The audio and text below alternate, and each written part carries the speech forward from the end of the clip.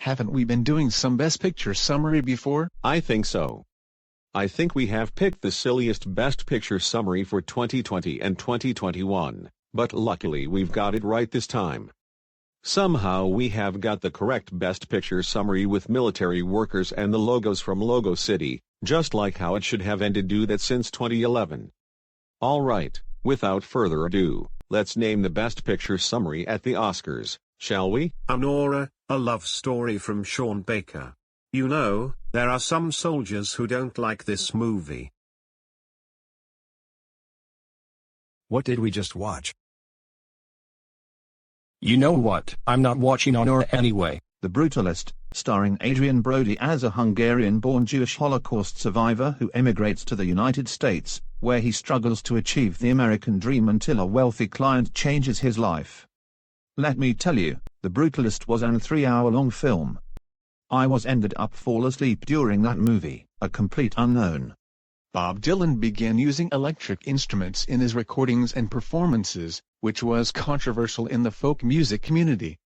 His albums Bringing It All Back Home and Highway 61 Revisited, both 1965, and Blonde on Blonde, 1966, were recorded with electric instruments, with his 1965 single Like a Rolling Stone expanded the boundaries of popular music. Absolutely good points about that one, James. Conclave, the film about popes. Is Conclave supposed to be PG-13 rated? Well, I've never heard of that movie, but Stanley Tucci, the actor who played me, was featured in Conclave, and it strangely turned into rated PG, primarily due to its thematic material and smoking scenes.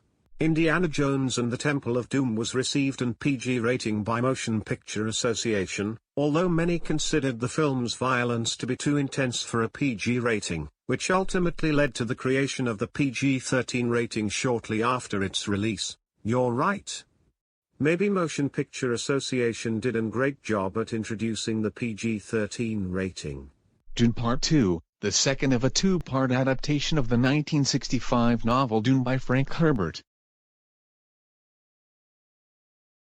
Gentlemen, this might be shocking to all of you. And what's that? Emilia Perez, and crime musical that was distributed by Path, got nominated for the Best Picture. What?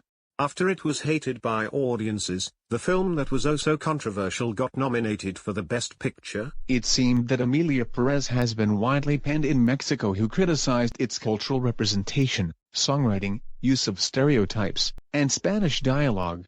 We are not gonna watching that one. Bullet of Six Cougars New Era already banned that movie. Velp, this movie sucks. I'm Still Here, based on a true story, specifically the real-life experience of Eunice Paiva, a Brazilian activist who fought to uncover the truth about her husband Rubens Paiva's disappearance during the country's military dictatorship. The film draws heavily from her son Marcelo Rubens Paiva's memoir detailing these events. Nickel Boys.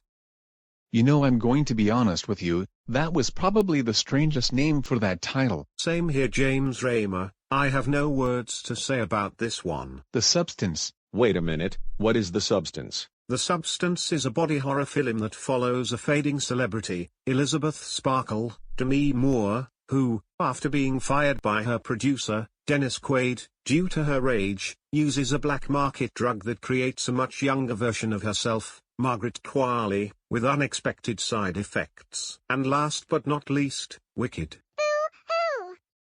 We have watched Wicked on DVD. That movie was the best! Well, since today is Groundhog Day, groundhogs are invaded Bullet Six Cougars New Era and the castles. Are you kidding me? After we have protect this castle, those groundhogs are attacking us? Dear God, we're screwed. Well, Inside Out 2 and The Wild Robot got nominated for Best Animated Feature, but Wicked got nominated for Best Picture? Awesome!